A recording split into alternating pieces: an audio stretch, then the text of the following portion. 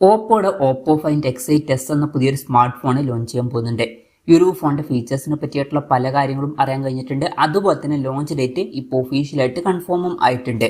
ഈ ഒരു വീഡിയോയിൽ നമ്മൾ നോക്കാൻ പോകുന്നത് ഓപ്പോ ഫൈൻഡ് X8s എന്ന സ്മാർട്ട് ഫോണിനെ പറ്റിയിട്ടാണ്. അപ്പം നമ്മൾ ആദ്യം ഫീച്ചേഴ്സും കാര്യങ്ങളൊക്കെ നോക്കുകയാണെന്നുണ്ടെങ്കിൽ ഡിസ്പ്ലേയുടെ കാര്യത്തിൽ ഓപ്പോ ഫൈൻഡ് X8sൽ 6.3 ഇഞ്ചിന്റെ 1.5K റെസൊല്യൂഷൻ വരുന്ന ഡിസ്പ്ലേയും കാര്യങ്ങളൊക്കെ വരുന്നതായിരിക്കും. അപ്പം അത്യാവശ്യം കോമ്പാക്റ്റ് ആയിട്ടുള്ള ഒരു ഡിസ്പ്ലേ സൈസ് ആയിരിക്കും ഇതിൽ വരിക. ഇപ്പോഴത്തതിൽ 6.3 ഇഞ്ച് എന്ന് പറയുന്നത് അത്യാവശ്യം കോമ്പാക്റ്റ് ആയിട്ടുള്ള ഒരു സൈസ് തന്നെയാണ്. പിന്നെ OLED പാനലുമായിട്ടായിരിക്കും ഈ ഒരു സ്മാർട്ട് ഫോൺ വരിക. ഇതിൽ ഫ്ലാറ്റ് ആയിട്ടുള്ള ഡിസ്പ്ലേ വരുന്നതായിരിക്കും. പഞ്ചോൾ ഡിസൈൻ വരും. പഞ്ചോൾ വരിക ടോപ്പ് സെൻറ്റർ ഭാഗത്തായിട്ടായിരിക്കും. പിന്നെ 120 ഹെർട്സിന്റെ റിഫ്രഷ് റേറ്റും കാര്യങ്ങളൊക്കെ ഇതിൽ സപ്പോർട്ട് ചെയ്യുന്നതായിരിക്കും. LTP എന്നുള്ള ഫീച്ചറും ഇതിൽ സപ്പോർട്ട് ചെയ്തേക്കാം. അതായത് റിഫ്രഷ് റേറ്റ് 1 ഹെർട്സിന്റെയും 120 ഹെർട്സിന്റെയും ഇടയിലായിട്ട് അഡ്ജസ്റ്റ് ചെയ്യാൻ കഴിയുന്നതായിരിക്കും.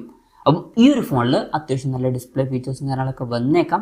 പ്രത്യേകിച്ച് പറയേണ്ട ഒരു കാര്യം, അത്യാവശ്യം കോമ്പാക്റ്റ് ആയിട്ടുള്ള ഒരു ഡിസ്പ്ലേ സൈസ് ആയിരിക്കും ഇതിൽ വരിക. പിന്നെ in display finger print sensor ഇതിൽ വരും. ഫോണിന്റെ വെയിറ്റ് വരിക ഏകദേശം 187 ഗ്രാം ആയിരിക്കും. തിക്നെസ് വരിക 8.15 mm ആയിരിക്കും. പിന്നെ IP68 69 റേറ്റിംഗ് ഒക്കെ ഇതിൽ സപ്പോർട്ട് ചെയ്യുന്നതായിരിക്കും. അപ്പം മികച്ചൊരു IP റേറ്റിംഗും ഇതിൽ വരുന്നതായിരിക്കും. ഇനി പ്രോസസ്സറിന്റെ കാര്യത്തിലോട്ട് വരികയാണെന്നുണ്ടെങ്കിൽ MediaTek Dimensity 9400+ എന്ന പ്രോസസ്സറുമായിട്ടായിരിക്കും ഈ ഒരു സ്മാർട്ട് ഫോൺ വരിക. ഇത് MediaTekന്റെ ഇനി വരാൻ പോകുന്ന ഫ്ലാഗ്ഷിപ്പ് പ്രോസസ്സറാണ്. മികച്ചൊരു പെർഫോമൻസ് തന്നെ ഇതിൽ ലഭിക്കുന്നതായിരിക്കും. പിന്നെ 5G സപ്പോർട്ടും കാര്യങ്ങളൊക്കെ ഇതിൽ വരും. ഈ ഒരു ഫോണിന്റെ ബേസ് വേരിയന്റിൽ 12GB റാമും 256GB ഇന്റേണലും വന്നേക്കാം. 12GB റാമും 512GB ഇന്റേണലുമായിട്ട് വരുന്ന വെർഷനും 16GB റാമും 512GB ഇന്റേണലുമായിട്ട് വരുന്ന വെർഷനും 16GB റാമും 1TB ഇന്റേണലുമായിട്ട് വരുന്ന വെർഷനും വരുന്നതായിരിക്കും. പിന്നെ സ്റ്റീരിയോ സ്പീക്കേഴ്സും കാര്യങ്ങളൊക്കെ ഈ ഫോണിൽ വരുന്നതായിരിക്കും. 3.5mm audio Jack ഇതിലുണ്ടായിക്കൊള്ളണമെന്നില്ല. അതുപോലെ തന്നെ മെമ്മറി കാർഡ് സ്ലോട്ടും ഇതിലുണ്ടാവാൻ സാധ്യതയില്ല. പിന്നെ ആൻഡ്രോയിഡ് 15 ബേസ് ആയിട്ടുള്ള സോഫ്റ്റ്വെയർ ആയിരിക്കും ഇതിൽ വരിക. ക്യാമറയുടെ കാര്യം പറയുകയാണെന്നുണ്ടെങ്കിൽ ഫോണിന്റെ പിന്നിൽ ട്രിപ്പിൾ ക്യാമറ സെറ്റപ്പ് വരുന്നതായിരിക്കും.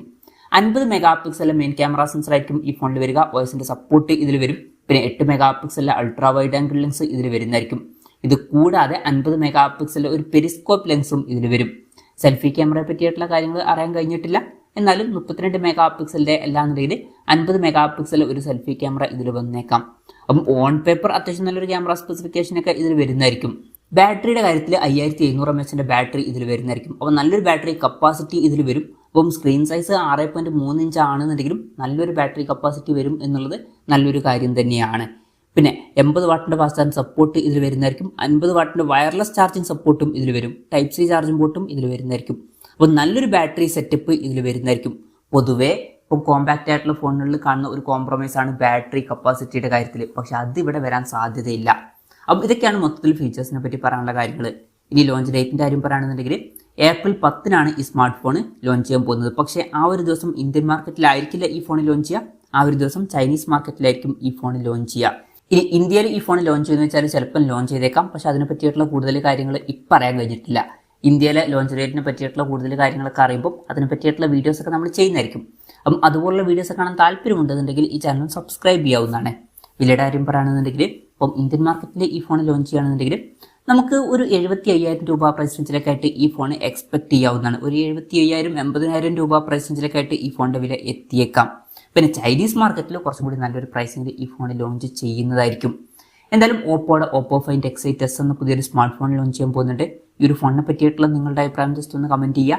അതുപോലെ തന്നെ ഈ ഒരു സ്മാർട്ട് ഫോൺ ഇന്ത്യൻ മാർക്കറ്റിൽ നിങ്ങൾ ഏത് പ്രൈസിങ്ങിലാണ് എക്സ്പെക്ട് ചെയ്യുന്നത് എന്നുള്ള കാര്യം കൂടി ജസ്റ്റ് ഒന്ന് കമൻറ്റ് ചെയ്യുക.